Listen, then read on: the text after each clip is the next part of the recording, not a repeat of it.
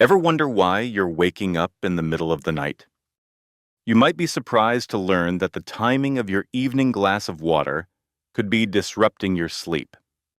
In this video, we'll uncover the secret to staying hydrated while ensuring a restful night's sleep so you can wake up refreshed and energetic. Top 5 times to stop drinking water for better sleep. Number 1, 2 hours before bedtime. All right, kicking things off with our first point. The 2-hour rule before hitting the sack is a really popular piece of advice for managing how much you drink to help you sleep right through. The idea behind it is pretty simple. It usually takes about that long for your kidneys to do their job with fluids and for your bladder to fill up. So, if you stop drinking water 2 hours before you plan to sleep, you're giving your body plenty of time to finish this process. This really cuts down the chances of needing to get up in the middle of the night.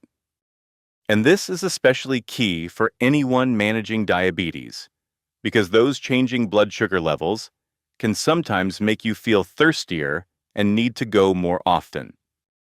Now, to really get why this 2-hour guideline is so helpful, it's good to understand a bit about how our bodies handle fluids. When you drink water, it gets absorbed into your bloodstream from your stomach and intestines. Then, it makes its way to your kidneys. These amazing organs filter out waste and extra water, and that becomes urine, which then gathers in your bladder. Giving yourself that 2-hour window means your kidneys have enough time to filter everything, and your bladder can let you know it's time to empty out before you get comfy for the night. This helps stop those annoying wake-up calls in the middle of the night. It's worth noting that sleep specialists often back this 2-hour cutoff as a really practical way to boost your sleep habits. They point out that even though everyone's a bit different, this time frame is a great starting place for most adults. And if you're dealing with diabetes, getting consistent sleep is crucial for keeping blood sugar in check. So, cutting down on things that wake you up, like bathroom visits, can really help your overall well-being. Experts believe this small change can lead to a big improvement in how soundly you sleep. And there's research to back this up too. Studies show that cutting back on fluids before bed can reduce what doctors call nocturia. That's the fancy term for needing to pee a lot at night. People in these studies who made a point of stopping their water intake a couple of hours before bedtime said they woke up less often to use the bathroom. This means they got more solid, uninterrupted sleep, which is so important for our bodies and minds to recover. And it's especially good for keeping glucose levels steady if you have diabetes. Of course, like any rule, there are exceptions. Some medications, particularly diuretics, which are often given for things like high blood pressure, common in folks with diabetes, might mean you need to drink closer to bedtime, or will make you urinate more no matter when you drink. Also, certain health issues, like uncontrolled diabetes that causes a lot of thirst, could mean you need to adjust things. The best bet is always to chat with your doctor or healthcare provider about your own situation and hydration needs to figure out a plan that's just right for you. If you want to try adjusting your hydration schedule, a good way to do it is gradually. For a week, try having your last drink of the day just 15 minutes earlier each night. Keep doing this, bit by bit, until you hit that 2-hour mark. Make sure to keep a water bottle with you during the day so you're still getting plenty of fluids, especially if you have diabetes, and need to be careful about managing thirst. This kind of slow change helps your body get used to it without feeling like you're missing out, and it makes switching to a more sleep-friendly drinking pattern much easier. Number 2, after evening meals. Moving on to our second point, let's talk about after your evening meals. It's interesting how digestion and our need for water are connected, especially when we're thinking about getting a good night's sleep. Your body actually needs water to help with digestion. It helps break down food and soak up all those good nutrients. And quite often, the water or fluids you drink with your dinner are enough to see you through the digestion phase and into the early night, without you needing to drink more water later. A lot of people find that just drinking water with their dinner sorts out their evening hydration. This is especially true if your meal includes foods that are already full of moisture, like fruits or veggies. If you're managing diabetes, having a good, balanced dinner that helps keep your blood sugar steady is really important. And the water you drink then can also help your body absorb nutrients and any medication you might be taking. Doing this helps you steer clear of needing to drink a lot of water right before bed. What you eat also plays a part in how your body holds on to fluid. Foods that are really salty or sugary, which people with diabetes are often advised to be careful with, can make you feel thirstier. But a balanced meal that fits with diabetic dietary guidelines usually won't make you overly thirsty. The water you have with your meal helps your body deal with the food and naturally reduces your need for more fluids as the evening goes on. This fits in perfectly with the idea of cutting back on drinks before you go to sleep. So, how can you stay hydrated during your meals without going overboard? Try sipping water slowly and steadily throughout your dinner instead of chugging big amounts all at once. And listen to your body's natural signals for thirst. Adding foods that are high in water content to your meal, like cucumber, celery, or soups made with broth, can also help you get fluids without needing extra glasses of water that could wake you up later. Now, what if you do feel thirsty after dinner and you're worried about it messing with your sleep? Well, you could think about alternatives to plain water. A small cup of herbal tea, maybe chamomile or peppermint, just make sure it's caffeine-free, can be quite calming and hydrating without filling up your bladder too much. But do watch out for any added sugars, particularly if you have diabetes. And remember, even these alternatives should be enjoyed well before that 2-hour cutoff we talked about. One common slip-up with drinking after meals is carrying on with large amounts of water right up until bedtime. Often, this is more out of habit than because you're truly thirsty, and it can definitely lead to those unwanted nighttime awakenings. So, the trick is to focus on drinking enough water throughout the entire day and with your evening meal. And if you're managing diabetes, keep in mind that while staying hydrated is always important, the timing really is key for getting good sleep. Number 3, during late-night exercise. Our third point concerns those late-night workouts.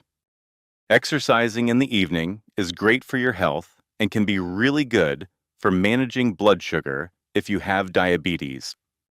But it can also really change how much water you need, and if you're not careful, it could mess with your sleep.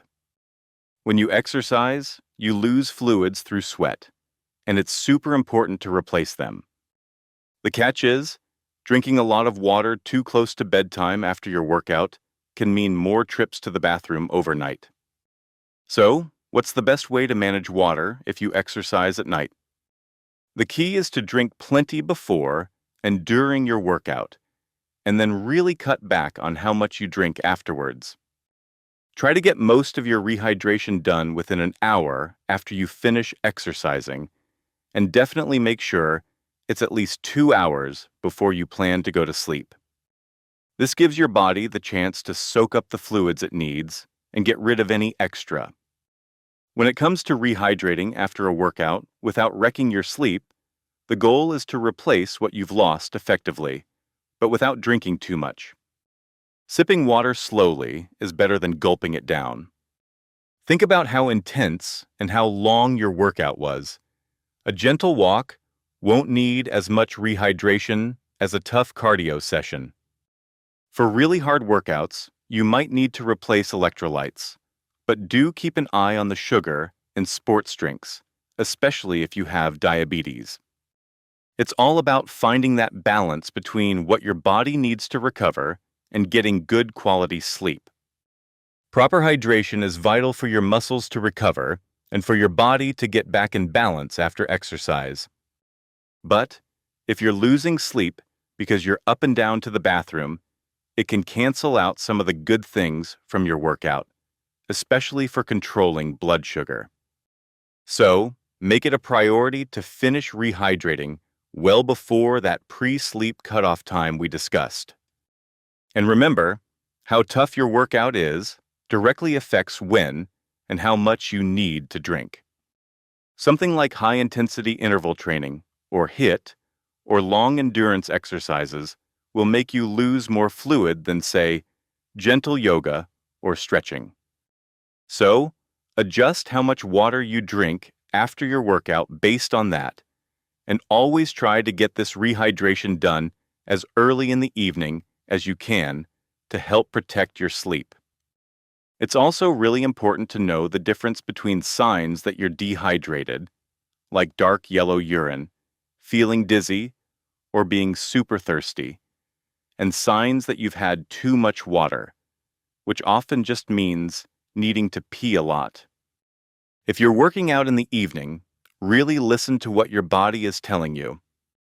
And if you have diabetes, be extra careful, because being dehydrated can mess with your blood sugar levels. The aim is to rehydrate enough, but to do it smartly, so you don't end up interrupting your sleep. Number 4, while taking evening medications. Next up, our fourth point is about taking medications in the evening. Some medicines can really change how thirsty you feel and how often you need to urinate. This is a big deal if you're trying to sleep through the night, especially for anyone managing diabetes who might be on several different medications. Some drugs act as diuretics, meaning they make you produce more urine, while others can give you a dry mouth, which then makes you want to drink more. So, the first step is to understand the possible side effects of any medications you're taking. If you have to take medication with water in the evening, try to use just the smallest amount of water you need to swallow the pills comfortably. And if it's possible to take that medication a bit earlier, maybe with your dinner, that's usually better than taking it right before you go to bed. This helps keep the amount of fluid you're adding to your system close to bedtime to a minimum. It's also a really good idea to talk to your doctor or pharmacist about the best timing for your medications. They might be able to tweak your prescription schedule so you're not taking things like diuretics or large doses of medicine late in the evening. For those of you managing diabetes, getting the timing of your medication right, alongside controlling your blood sugar and getting enough sleep, is a tricky balancing act, and your healthcare provider is the best person to help you with that. Just so you're aware, common medications that can make you need to urinate more at night include diuretics. Those are often given for high blood pressure or heart failure, which can sometimes go along with diabetes. Some antidepressants can do it too, as well as certain diabetes medications that help get rid of glucose through your urine. Knowing if your medication is one of these can help you plan your fluid intake more effectively. If you absolutely have to take medication with water late in the evening and you find you're constantly dealing with a dry mouth, it's worth discussing other options with your doctor. They might be able to suggest things like saliva substitutes, or they could look into whether that dry mouth is a side effect that could be managed in a different way. The main thing is to make sure you're getting the medical treatment you need, but without having to give up good quality sleep.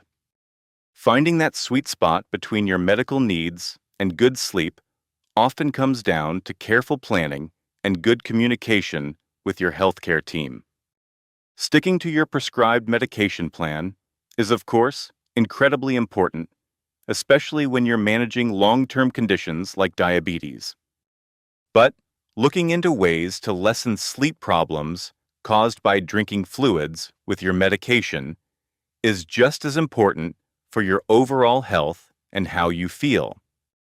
Number 5, during sleep-inducing routines. And our fifth point looks at those times during your wind-down routine before bed. It's actually pretty common to feel thirsty when you're doing things like brushing your teeth or reading in bed. Sometimes, though, this feeling is more about habit or just a dry mouth, rather than your body actually being dehydrated. Being able to tell the difference is really helpful for managing how much you drink in the evening. Learning to tell the difference between real, physiological thirst and just habitual thirst, or a dry mouth, is a useful skill to develop.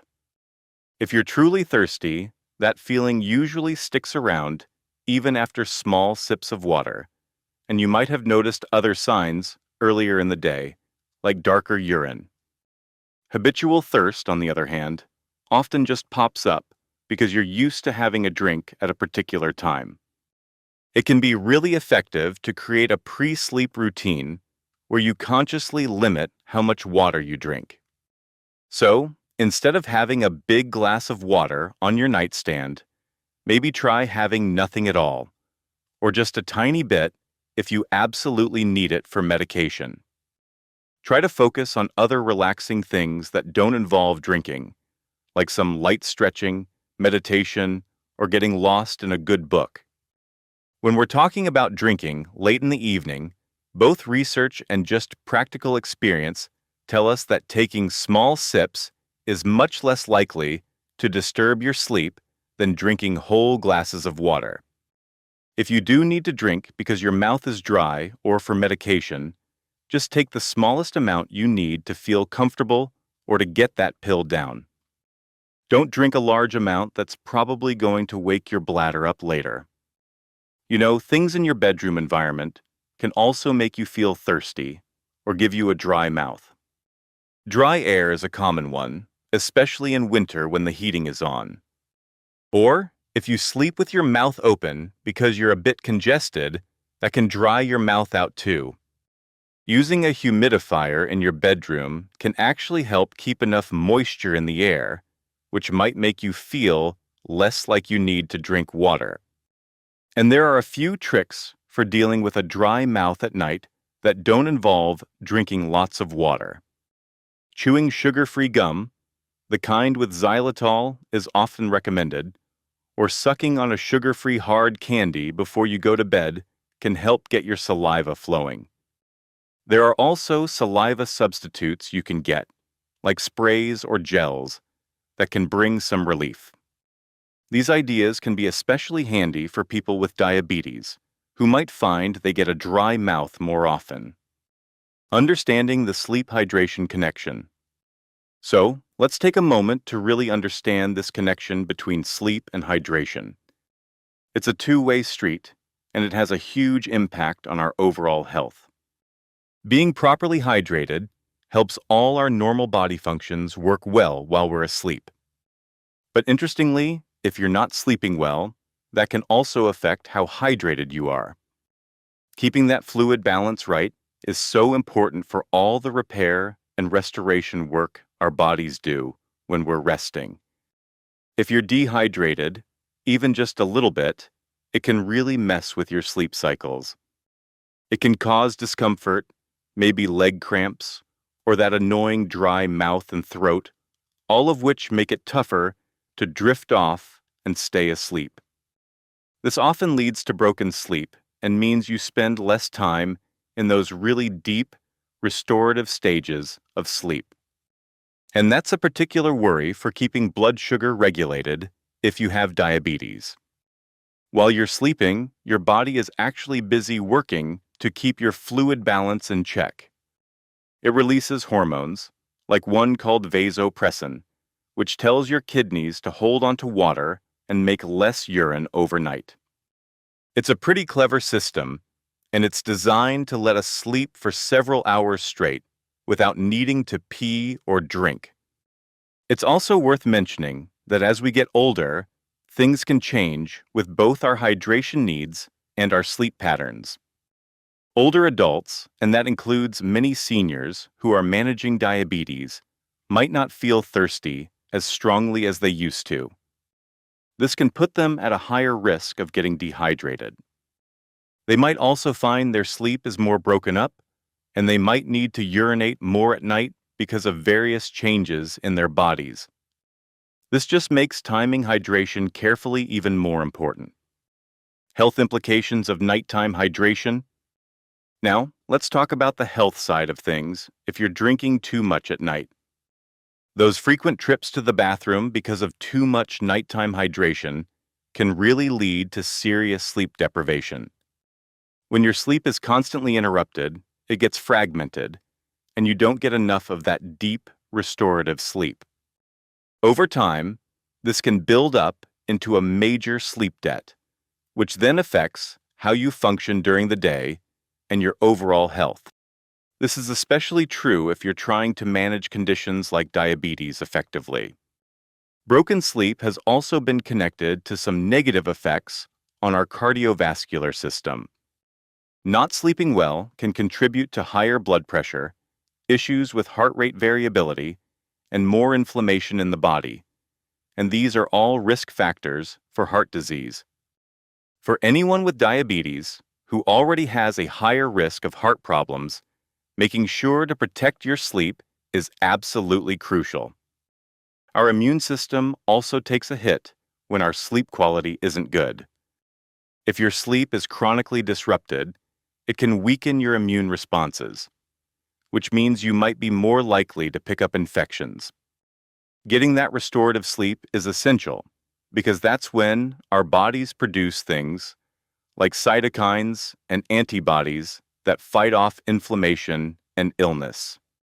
This is so important for staying healthy, especially when you're also managing diabetes.